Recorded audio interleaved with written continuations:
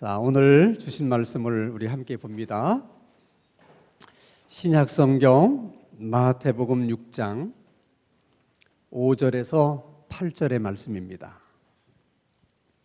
신약성경 마태복음 6장 5절에서 8절의 말씀을 제가 봉독합니다. 하나님의 말씀을 경청하시기 바랍니다. 또 너희는 기도할 때에 외식하는 자와 같이 하지 말라. 그들은 사람에게 보이려고 회당과 큰 거리 어귀에 서서 기도하기를 좋아하느니라. 내가 진실로 너희에게 이르노니 그들은 자기 상을 이미 받았느니라. 너는 기도할 때에 내 골방에 들어가 문을 닫고 은밀한 중에 계신 내 아버지께 기도하라. 은밀한 중에 보시는 내 아버지께서 갚으시리라. 또 기도할 때에 이방인과 같이 중언부언하지 말라. 그들은 말을 많이 하여야 들으실 줄 생각하느니라. 그러므로 그들을 본받지 말라. 구하기 전에 너희에게 있어야 할 것을 하나님 너희 아버지께서 아시느니라. 아멘.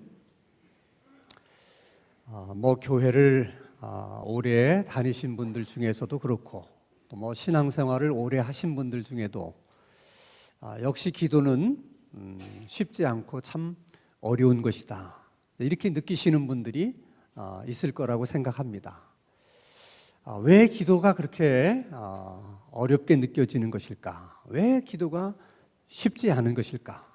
여러 가지 나름대로 이유가 있겠습니다만은 기도라고 하는 것은 보이지 않는 하나님, 보이지 않는 대상에게 하는 것이거든요. 그래서 보이지 않는 하나님에게 뭘 말한다고 하는 것은 사실 생각처럼 쉬운 게 아니에요. 그래서 하나님이 정말 계시다는 그런 확신이 없고, 또 하나님이 지금 내 기도를 듣고 계신다고 하는 확신이 없으면 기도를 하다가도 문득문득 내가 지금 뭐 하고 있는 거지? 이런 생각이 들 때가 있어요. 그런 생각이 이제 가끔씩 들기 시작하면 이제 기도의 에너지가 확 소멸돼 가지고 이제 기도할 그런 어떤 기분이라든지 또 기도할 수 있는 그런 어떤 힘이 없는 거죠. 그래서 기도하지 않는 삶이 익숙해지기 시작하다 보면 그냥 기도 없이도 이제 교회 생활을 할 수가 있고 또 기도 없이도 신앙 생활을 하게 되는 것입니다. 자, 그런데 이런 문제는 꼭 우리들만의 문제가 아니고 예수님 당시의 유대인들은 사실 우리보다도 기도에 대해서는 훨씬 익숙하지 못했던 사람들이에요. 왜냐하면 우리가 잘 아는 것처럼 그들은 신앙의 중심이 제사거든요. 그러니까 제사 중심의 신앙생활을 그들은 했기 때문에 그래요. 제사라고 하는 것에는 꼭 제물이 필요했는데 그 제물이라고 하는 것은 제물을 드리는 사람이 드릴 수 없었습니다. 반드시 제물은 제사장이 대신 드려줘야만 하나님께 드릴 수가 있었거든요. 근데 그런 생활에 익숙해 있던 그들은 자기 스스로가 뭔가 하나님께 이렇게 드릴 수 있다는 생각을 못 하는 거예요. 항상 뭔가를 하나님께 드리려고 하면 대신 하나님께 드려주는 제사상이 있어야 된다. 이런 생각이 굳어져서 기도라고 하는 것도 자기들이 직접 하나님께 할 수 있다는 생각을 못 하는 거죠. 여러분, 그런 의미에서 서기관과 제사장들이 기도했다고 하는 것은 진짜 굉장히 놀랄 만한 일이에요. 여러분, 실제 구약 성경을 한번 읽어보세요. 우리가 생각하는 것처럼 그렇게 기도라는 것이 아주 흔한 일로 그렇게 기록되어 있지 않습니다. 정말 기도라고 하는 것은 하나님의 영에 사로잡혔던, 충만했던 몇 사람들만이 기도했다는 기록이 있지, 그렇게 기도했다는 그런 이야기들이 구약 성경에는 사실 많이 나오질 않습니다. 그런데 서기관과 바리새인들은 기도를 했다. 이것은 사실 예사롭지 않은 일이에요. 그러면 어떻게 바리새인과 그 서기관들은 늘 예수님에게 책망이나 받는 그런 사람들이었는데 그들이 어떻게 그렇게 기도를 할 수 있었을까? 자, 여러분, 서기관은 성경을 이렇게 복사하기도 하고 또 성경을 해석하기도 하고 성경을 또 다른 사람들에게 가르치는 일을 하는 사람들입니다. 뿐만 아니라 그들은 성경을 자기들이 해석하고 가르치는 대로 실제로 그렇게 살아보려고 애를 썼던 사람들이죠. 그래서 서기관들이 대부분 바리새인들입니다. 그러니까 그들이 기도를 하게 된 것도 성경을 읽고 또 성경을 가르치려고 하다 보니까 구약 성경에 기도하는 내용이 나오거든요. 그러니까 성경에 기도하는 일이 있다면 우리도 성경에 기록된 대로 기도를 해야 된다. 그래서 그들이 이제 기도를 하기 시작하는 겁니다. 그때 성경에 기록된 기도의 사람들 가운데 과연 누가 어떤 기도의 모델로서 그들에게 기도하고 싶은 그런 마음들을 갖게 했을까? 생각해 보면 다니엘일 가능성이 많아요. 왜 다니엘이라고 우리가 생각하게 되느냐 하면, 자, 오늘 본문 5절 말씀을 한번 보십시다.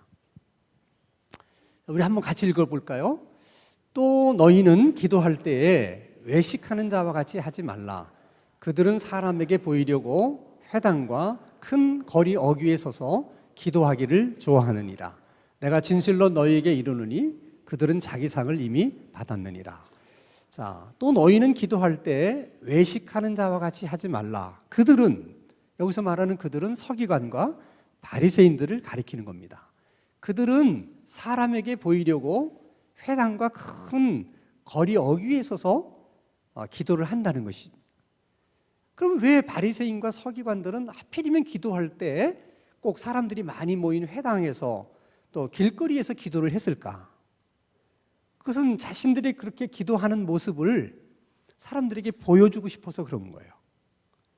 왜 그런 모습을 보이고 싶었겠습니까? 사람들이 그 모습을 보면서 이분들은 정말 아주 신앙심이 아주 뜨겁고 또 아주 열심히 있는 그런 신앙생활을 하시는 분들이구나. 이렇게 신앙이 좋은 사람으로 사람들이 인정해주고 자기들을 존경해주기를 바라는 그런 기대 때문이에요. 한마디로 말하면 참 신앙이 좋은 분들이다. 그런 신앙이 좋은 사람들이라고 하는 명예를 얻고 싶어서 그들이 할 수 있으면 이렇게 사람들이 많이 모이는 곳에서 기도를 했다는 것이죠. 자, 그런데 문제는 그들이 그런 이유로 사람들이 많이 모인 곳에서 기도를 했는데 혹시 사람들이 그들의 의도를 알아차린다면 저 사람들은 자기들이 신앙생활을 열심히 하는 사람이라는 걸 보이고 싶어서 이렇게 사람들이 많은 곳에서 기도를 하는구나. 이런 것을 그들이 알게 되면 그리고도 정말 그들을 존경할까요? 정말 그들을 신앙이 좋은 사람이라고 인정하겠습니까? 그럴 리는 없을 거예요. 그러면 서기관과 바리새인들은 그럴 수 있다는 것을 몰랐겠습니까? 모를 리가 없죠. 혹시라도 일반 백성들이 그런 것을 안다면 존경은 고사하고 자기들이 비난을 받을 가능성이 훨씬 크잖아요. 그런 우려가 있고 염려가 있음에도 불구하고 그들이 어떻게 해서 사람들이 모이는 회당에서 기도를 하고 길거리에서 기도를 하게 됐을까 하는 것입니다. 그것은 여러분 다니엘서를 보면 실마리를 풀 수가 있어요. 우리 다니엘서 6장 10절입니다. 또 한번 같이 읽습니다. 시작. 다니엘이 이 조서에 왕의 도장이 찍힌 것을 알고도 자기 집에 들어가서는 윗방에 올라가 예루살렘으로 향한 창문을 열고 전에 하던 대로 하루 몇 번씩? 3번씩 기도했다. 저런 말씀 때문에 바리새인과 서기관들이 자, 성경에 봐라. 다니엘은 하루에 3번씩 기도하지 않았느냐. 그러니까 우리도 어떻게 해야 돼? 우리도 다니엘처럼 3번씩 기도해야 된다. 그래서 정말 그들은 하루에 3번씩 기도를 했어요.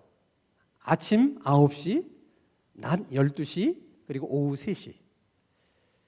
자, 일반 백성들에게는 기도라고 하는 것은 굉장히 정말 익숙하지 않은 거예요. 우리가 어떻게 하나님 앞에 직접 뭘 얘기할 수 있겠느냐. 참 상상하기 어려운 일인데 바리새인과 서기관들은 기도를 해요. 그 하나만으로도 일반 백성들이 볼 때는 대단한 일인데 그냥 기도하는 것이 아니라 하루에 3번씩 시간을 정해놓고 기도하는 거예요. 백성들은 다 알아요. 서기관과 바리새인들이 하루에 3번씩 기도한다는 것을. 근데 중요한 것은 우연인지 고인지는 알 수 없지만은 그들이 회당에 가 있을 때 또 큰 길거리에 가 있었을 때 마침 그때가 기도하는 시간이 된 거예요. 그럼 기도하는 시간이 됐기 때문에 그들은 기도를 하는 겁니다. 어쩌면은 기도할 시간이 가까워지면 일부러 회당을 가거나 또 길거리로 나갈 수도 있습니다. 분명한 건 알 수 없지만은 그럴 가능성도 있어요. 중요한 것은 그렇게 기도하는 사람들을 보는 일반 백성들의 시각이 어떠했겠냐는 거예요. 야, 이분들은 정말 대단한 분이다. 기도한다는 자체도 대단한 일인데 어떻게 기도하는 시간이 되면 만사를 제쳐놓고 저렇게 기도할 수가 있느냐. 정말 어떻게 저렇게 기도 시간을 철저하게 지켜서 기도할 수 있느냐. 이게 정말 존경스러운 거예요. 여러분 오늘날도 마찬가지예요. 그 모슬렘들, 이슬람을 믿는 사람들은 하루에 5번인가를 기도를 해요. 그래서 그 시간이 되면 뭐 공장에서 일을 하다가도 딱 그 시간이 되면 나와서 메카 쪽을 향해서 기도를 합니다. 시간을 어기는 법이 없어요. 비행기를 타러 공항에 나갔다가도 비행기를 기다리는 시간에 기도하는 시간이 되면 또 메카 쪽을 향해서 기도를 합니다. 자, 그런 모습을 볼 때 우리들은 어떤 생각이 들어요? 야, 이 사람들은 정말 기도 시간 하나는 철저히 지키는구나. 정말 이런 신앙은 인정해 줄 만하다. 우리들도 그렇게 느끼잖아요. 적어도 그 부분에 있어서는.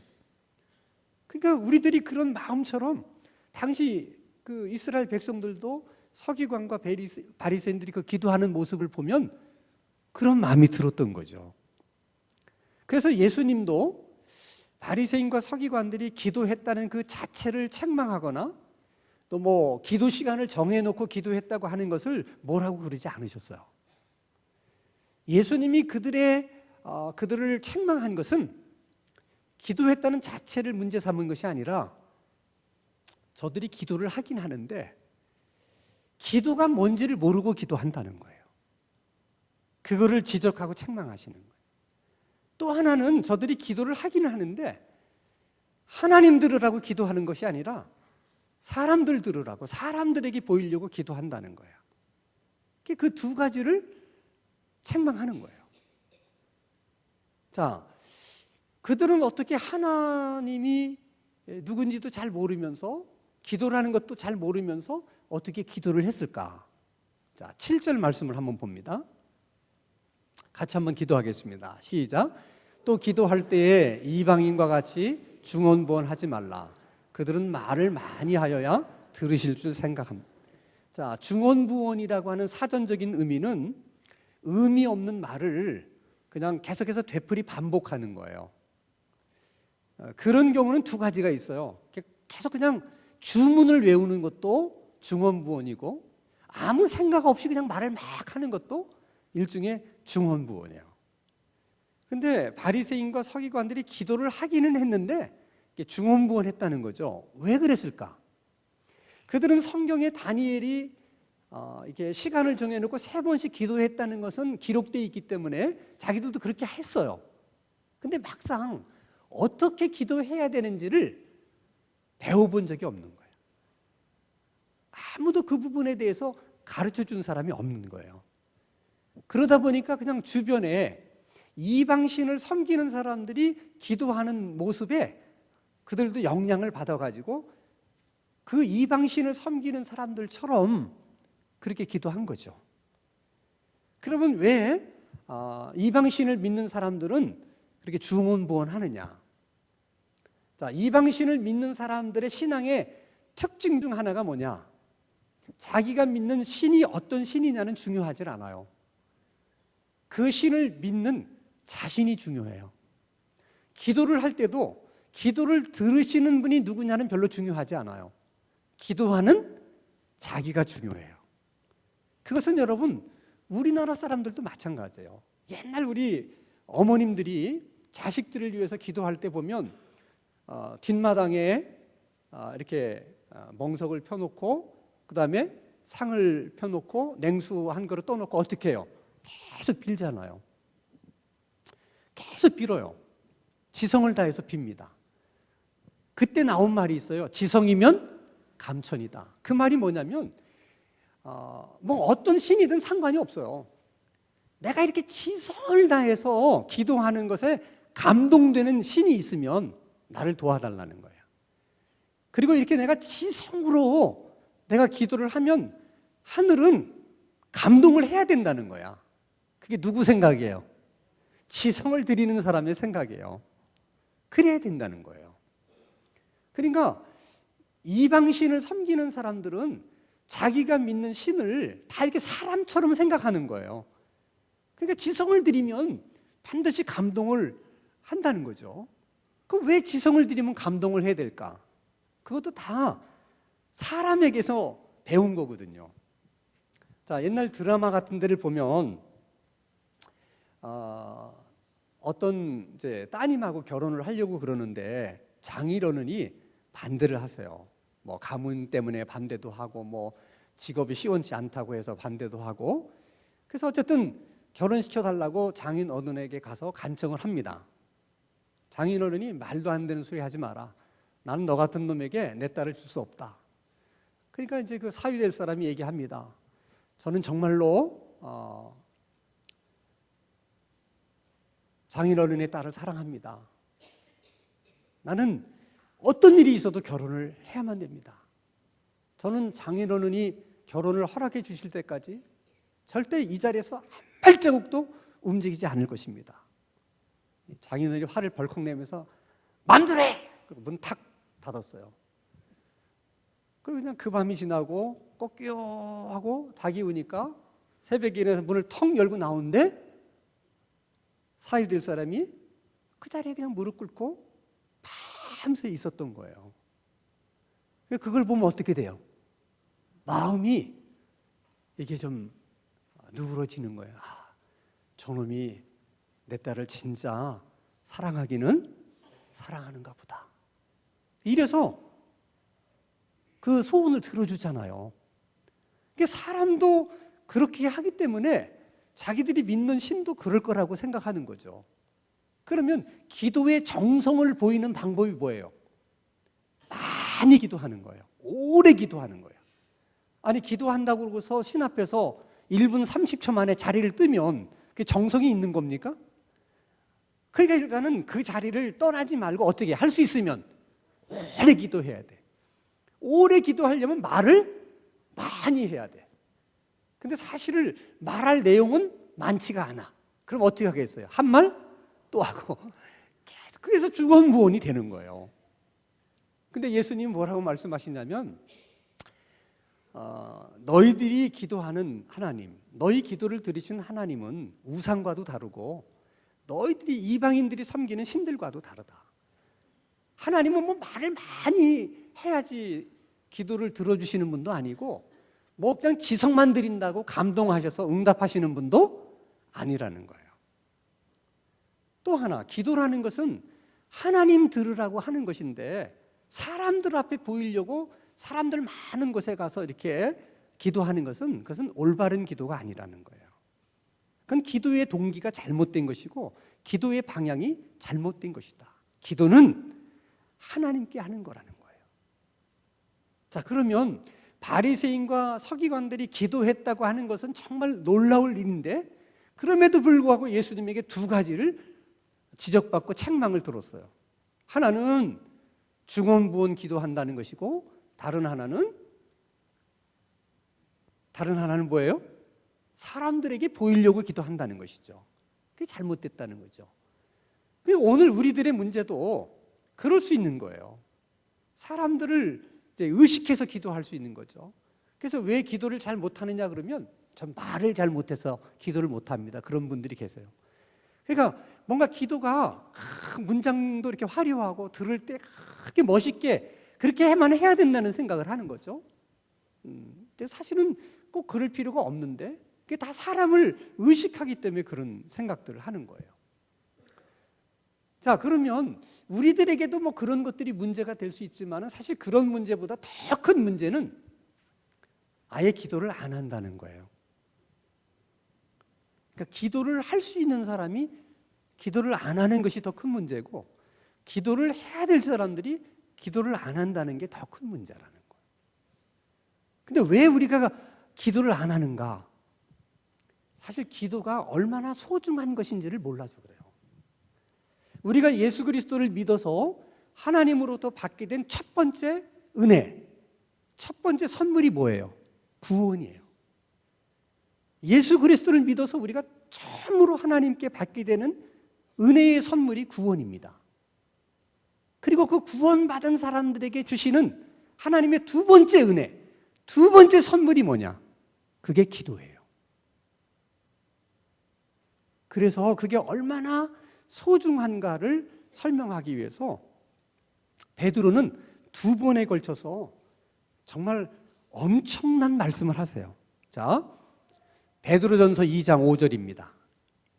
같이 한번 읽겠습니다. 시작. 너희도 산돌같이 신령한 집으로 세워지고 예수 그리스도로 말미암아 하나님이 기쁘게 받으실 신령한 제사를 드릴 거룩한 제사장이 될지니라. 거룩한 제사장이 될지니라 하는 것은 아직 제사장이 안 됐기 때문에 제사장이 되라는 말이 아니고 이미 너희들은 제사장이 되었기 때문에 제사장으로서의 역할을 할지니라. 그런 뜻이에요. 자, 베드로전서 2장 9절을 보면 또 한 번 얘기합니다. 그러나 너희는 택하신 족속이요 왕 같은 제사장들이다. 자, 이게 무슨 말입니까? 우리는 예수 그리스도로 인해서 제사장들이 되었기 때문에 우리가 하나님 앞으로 가는 데 있어서 또 하나님께 뭘 드리는 일에 있어서 옛날처럼 제사장이 필요 없다는 거예요. 왜? 우리가 제사장이니까. 그래서 이제 우리가 뭐든지 하나님 앞에 직접 드릴 수 있다는 거예요. 근데 이게 얼마나 놀라운 일인지를 우리는 너무 쉽게 들었기 때문에 이게 감동이 없는 거예요. 지금도 캐톨릭에서는 내가 뭔가를 잘못했을 때 죄를 고해야 되잖아요. 하나님께 직접 고하지 못합니다. 반드시 신부에게 가서 고해야 돼요. 이게 고해 성사야. 왜 그런 생각을 하느냐? 자, 구약 시대에 드렸던 제사의 핵심은 속죄 제사거든요. 그 제물을 하나님께 드림으로 속죄를 받는데 그걸 자기가 드릴 수 없어서 누가 대신 드려줘요? 제사장이. 그런 전통 때문에 천주교는 지금도 자기의 죄를 고하는 것을 직접 하나님께 고하지 못하고 신부님에게 해요. 그래서 신부를 캐톨릭에서는 사제라고 불러요. 사제라는 게 뭐냐면 제사장을 말하는 거예요. 또 하나, 기도를 하는 것도 마찬가지예요. 직접 기도를 하지 않고 꼭 누구에게 기도하냐면 성모 마리아에게 기도를 해요. 성모 마리아에게 기도한다는 것은 기도의 대상을 성모 마리아로 삼는다는 뜻이 아니에요. 성모 마리아에게 기도를 청하는 거예요. 성모 마리아요, 나에게 이런 소원이 있습니다. 그것을 성모 마리아께서 하나님에게 말씀해 주시고 예수님에게 좀 말씀해 주세요. 그런 뜻으로 하는 거예요. 그들은 왜 직접 기도하지 않고 성모 마리아에게 기도를 청하는 것일까? 이것도 유태교의 그런 전통 때문에 그런 거예요. 그러니까 캐톨릭은 지금 2000년의 역사를 이렇게 이어오면서도 지금도 그러고 있다는 거예요. 근데 우리는 그렇게 하지 않잖아요. 이유가 하나예요. 우리가 다 제사장이기 때문에 그런 거예요. 근데 이게 얼마나 놀라운 일이냐는 거예요. 근데 우리는 너무 쉽게 이런 얘기를 들으니까 이게 뭐 떡인지 된장인지를 몰라서 이게 이렇게 중요한지를 모르는 거예요. 기도할 수 있다는 건 굉장한 거죠. 대단한 겁니다. 우리가 제사장이기 때문에 아무도 거치지 않고 우리가 직접 하나님께 기도할 수 있다는 것입니다. 그런데 이 말을 사도 바울이 얘기하지 않고 사도 베드로가 얘기했다는 건 더 놀라운 사실이에요. 근데 베드로가 어떤 근거로 우리들을 다 제사장이라고 말하는가? 자, 여러분, 구약 시대에는 하나님을 만나러 가려면 하나님이 계신 집으로 가야 돼요. 그 하나님이 계신 집이 성막 또는 성전입니다. 하나님이 계신 그 집은 울타리가 있어요. 울타리라고 하는 건 일종의 담이에요. 담을 쌓은 것은 아무나 들어갈 수가 없다는 거예요. 반드시 들어올 수 있는 사람만 들어오도록 하기 위해서 담을 쌓는 거죠. 그 담에 유일한 문이 하나 있는데 그 문을 열고 들어가면 성소라는 방이 나와요. 그 성소라는 방에도 또 울타리가 쳐져 있어요. 그 울타리는 커튼 형식으로 쳐져 있는데 그 커튼은 염소의 털과 양털을 뽑아서 카페트를 직조하듯이 짠 커튼이에요. 굉장히 질긴 커튼입니다. 딱 있어요. 그것도 뭐냐면 이 방은 아무나 들어와서는 안 된다. 그걸 얘기해 주는 거예요. 그럼 누구만 들어갈 수 있느냐? 그 방은 제사장만 들어갈 수 있어요. 그 방문을 열고 또 들어가면 진짜 하나님이 계신 지성소가 나와요. 거기도 똑같이 또 동일한 커튼이 내려져 있습니다. 그것도 마찬가지예요. 지성소도 아무나 들어올 수 없다는 거예요. 그럼 지성소는 누구만 들어가느냐? 제사장들 가운데서도 대제사장 한 사람만, 그것도 1년에 딱 한 번 하나님이 지정하신 날에만 들어갈 수 있는 거예요. 그러니까 하나님을 만난다는 게 이렇게 어려운 거예요, 여러분. 구약 시대에는 그랬다고요. 그런데 예수님께서 십자가를 지시고 돌아가실 때 엄청난 사건이 생겼어요. 자, 마가복음 15장 37절 38절 같이 한번 읽겠습니다. 시작. 예수께서 큰 소리를 지르시고 숨지시니라. 이에 성서 휘장이 위로부터 아래까지 찢어져서 들이댄다. 자, 이 휘장이라는 것이 아까도 얘기한 것처럼 양털이나 염소 털을 뽑아서 직조한 거예요. 카페트처럼.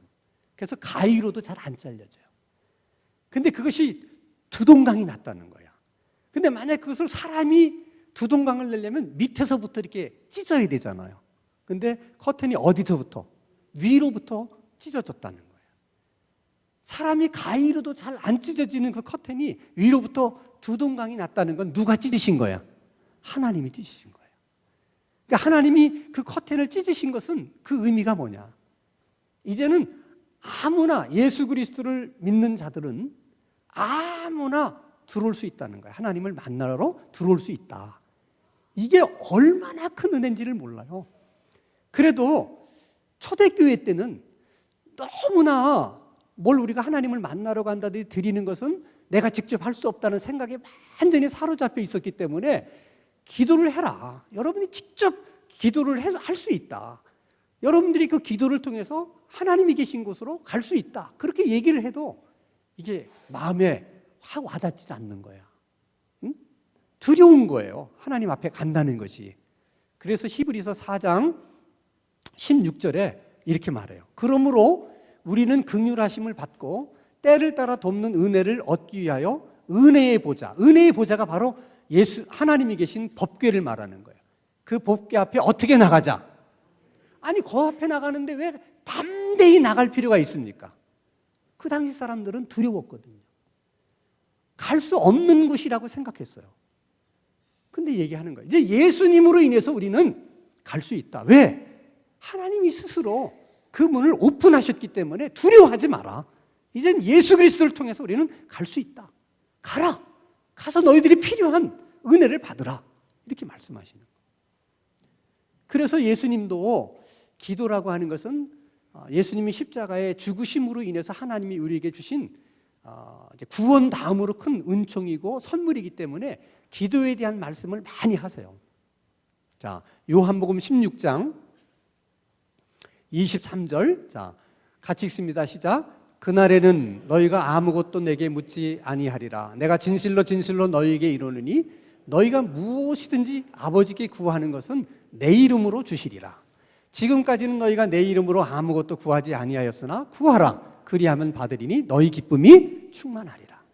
그래서 기도를 우리에게 기도할 수 있는 그런 은총의 선물을 주셨는데 그 가장 큰 목적이 뭐냐? 우리에게 기쁨을 주시기 위해서라는 거예요. 그러니까 우리가 기도를 통해서 하나님으로서 뭘 얻을 수 있다? 기쁨을 얻을 수 있다는 거예요. 자, 또 하나는 요한복음 14장 13절 같이 읽습니다. 시작. 너희가 내 이름으로 무엇을 구하든지 내가 행하리니 이는 아버지로 하여금 아들로 말미암아 뭘 영광을 받으시게 하려 합니다. 그러니까 기도라는 것은 우리 입장에서는 하나님이 주시는 기쁨을 얻는 것이고 하나님의 입장에서는 영광을 받으시는 일이라는 거야. 그래서 여러분, 우리가 기도를 하지 않는다는 것은 우리 입장에서는 뭐 별거 아니에요. 뭐 바빠서 못할 수도 있고 뭐 나는 원래 말주변이 없어서 뭐 여러 가지 이유가 있어요. 우리가 기도하지 못하는 이유가. 근데 하나님의 입장에서 보면 기도하지 않는 이유는 우리 스스로가 제사장이라고 하는 사실을 사실 우리가 포기하는 거예요. 우리가 다 예수님이 십자가의 죽으심으로 우리를 제사장 만들어 주셨는데 우리가 제사장이기를 포기하는 거예요. 기도하지 않는다는 것은. 또 하나님께서 우리에게 그 기도를 통해서 기쁨을 주기를 원하시는데 그 기쁨을 받고자 하는 의지가 없는 거예요. 또 하나님은 그 기도를 통해서 아들로 인해서 영광을 받으셔야 되는데 그런 영광을 하나님께 드린다고 하는 그 부분에 있어서도 별로 관심이 없는 거예요. 그러니까 우리가 기도하지 않는 것은 작은 일이 아니에요, 결코. 우리 입장에서는 대수롭지 않은 일로 여길 수 있고 별거 아닌 일로 여길 수 있지만은 그 선물을 주신, 기도할 수 있는 은총을 주신 하나님의 입장에서는 작은 일이 아니에요. 그럼 우리가 어떻게 기도를 할 수 있느냐? 오늘 본문의 간단한 그 짧은 말씀 속에 4가지를 말씀하고 계세요. 하나는 은밀한 중에 보시는 하나님께 기도해라. 그러면 은밀한 중에 하나님이 갚아주신다. 그러니까 기도를 하면 누가 들으시고 응답해 주신다? 하나님이. 제일 중요한 거예요. 기독교인이 기도할 때 가장 중요한 것은 기도를 하는 내가 중요한 게 아니라 기도를 들으시는 하나님이 더 중요한 거예요. 그렇기 때문에 우리가 기도를 잘 하려고 하면 그 기도를 들으시는 하나님이 누군지를 알아야 돼. 그래야 제대로 된 기도를 드릴 수 있어요. 그리고 그 하나님을 또 무엇을 통해서 우리가 알게 되느냐? 기도를 통해서 알게 돼요. 그래서 기도는 하나님이 우리에게 주신 너무나 큰 은총이에요. 기도를 통해서 하나님을 알게 되고 하나님을 아는 만큼 또 그만큼 기도하게 된다는 거예요. 두 번째 기도에 필요한 건 골방이에요. 골방이라고 하는 것은 다른 거 다 의식하지 않고 하나님만 의식할 수 있고 하나님에게만 몰입할 수 있는 공간이 필요하다는 거, 우리에게. 그 공간을 만드셔야 돼요. 그 공간을 뭐 화장실이 돼도 좋고 여러분의 뭐 식탁이 돼도 좋고 여러분의 안방이 돼도 좋고 아니면 출근할 때 뭐 지하철 지하철 자리라도 좋고 어쨌든 모두 상관없어요. 정말 그 공간 안에서만큼은 나는 다른 거 일체 생각하지 않고 나는 하나님만을 생각하겠다 하는 공간이 여러분들에게 있으셔야 돼요. 그리고 세 번째는 기도 훈련을 위해서는 시간을 정해놓고 기도하는 게 중요해요. 그래서 예수님의 제자들도 서기관과 바리새인들이 중언부언했던 기도, 그것은 본받지 않았어요. 사람을 의식하면서 하는 기도, 그것도 본받지 않았어요. 그러나 바리새인과 서기관들이 기도했던 것 중에 본받은 게 딱 하나 있어요. 시간을 정해놓고 하는 것은 그대로 본받았어요. 그래서 사도행전 3장 1절 말씀을 보면 어느 시간에? 9시. 9시라고 하는 것은 더하기 6을 하면 오늘날의 시간이 돼요. 그럼 몇 시입니까?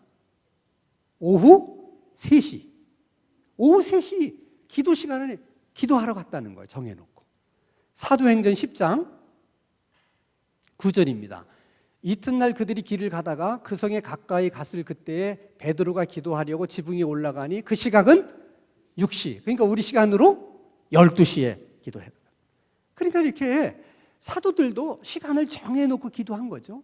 기도 훈련이 있어서는 시간을 정해놓고 늘 하는 게 필요해요. 그래야 기도가 익숙해지고 몸에 뱄니다.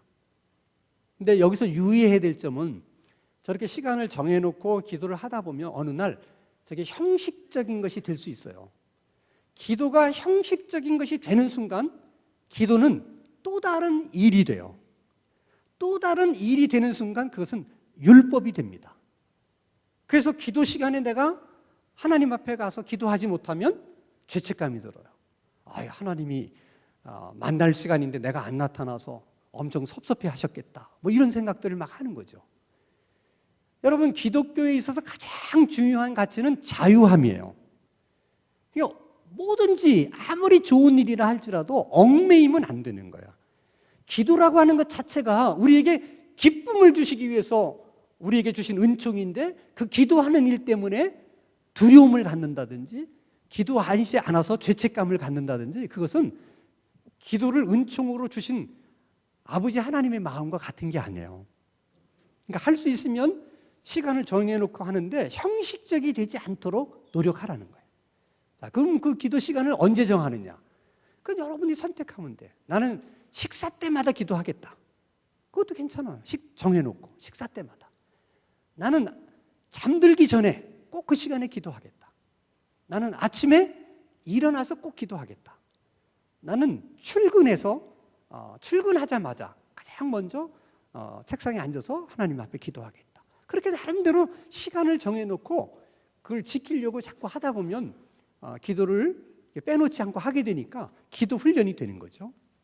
그 다음에 가장 중요한 것은 기도라고 하는 것은 우리가 생각하는 것처럼 말을 하나님께 드리는 게 아니에요. 그 말 속에 우리의 마음을 담아서 드리는 거예요.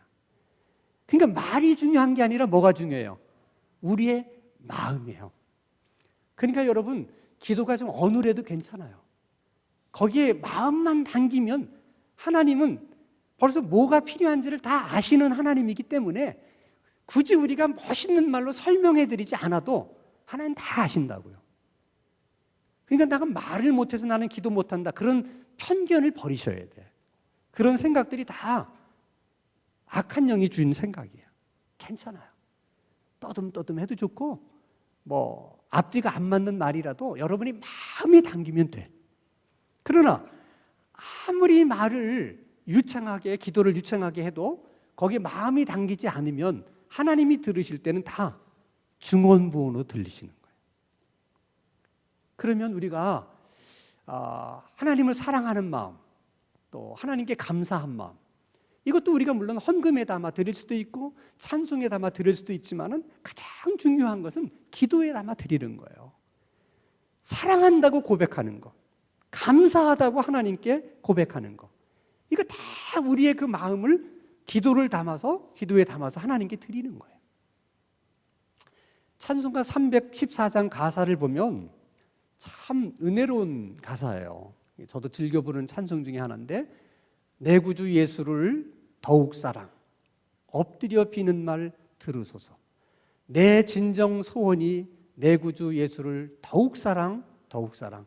이전엔 세상 나 기뻐서도 지금 내 기쁨은 오직 예수. 다만 내 비는 말, 내 구주 예수를 더욱 사랑, 더욱 사랑. 이 세상 떠날 때 찬양하고 숨질 때 하는 말 이것일세. 다만 내 비는 말, 내 구주 예수를 더욱 사랑, 더욱 사랑. 내가 진정으로 하나님께 소원하는 것, 주님 더 사랑하게 되기를 바라는 것입니다. 내가 숨질 때 하고 싶은 말도 주님을 더욱 사랑하고 싶다는 이 고백입니다. 너무나 아름다운 찬송이죠.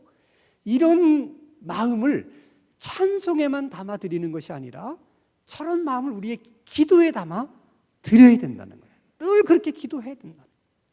그러면 주님을 더욱 사랑할수록 예수 그리스도의 이름으로 더욱더 기도하게 되고, 더욱더 기도하게 되면서 주님을 더욱더 사랑하게 되는 거예요. 거기서 찬송 314장의 사랑이라는 말을 기도로 바꿔서 불러도 아무런 문제가 없어요. 정말 우리의 하나 남은 진정한 소원, 정말 숨질 때 마지막으로 하고 싶은 그 말, 주님을 더욱 사랑하고 싶은 그 말이 되기를 바라고, 그렇게 또 주님께 더욱더 기도할 수 있는 우리들의 신앙생활이 될 수 있기를 주님의 이름으로 축원합니다. 기도하겠습니다. 거룩하신 아버지 하나님, 우리가 하나님께 기도할 수 있다는 것이 얼마나 큰 하나님의 은혜이며 능력과 권세인지를 더 깊이 깨닫게 되는 은혜를 베풀어 주시옵소서. 기도를 통해 삶의 기쁨을 얻게 해주시고 하나님께 영광을 돌려드리는 신앙생활 되게 하여 주시옵소서. 우리 모두가 기도할 수 있도록 우리의 봉해진 입을 풀어주시고 점점 더 깊은 기도할 수 있는 기도의 은혜를 더해 주옵소서. 우리 교회 안에 더 많은 기도의 사람들을 세워주시고 더 많은 기도의 사람들을 우리 교회로 보내어 주시옵소서. 예수 그리스도의 이름으로 기도하옵나이다. 아멘.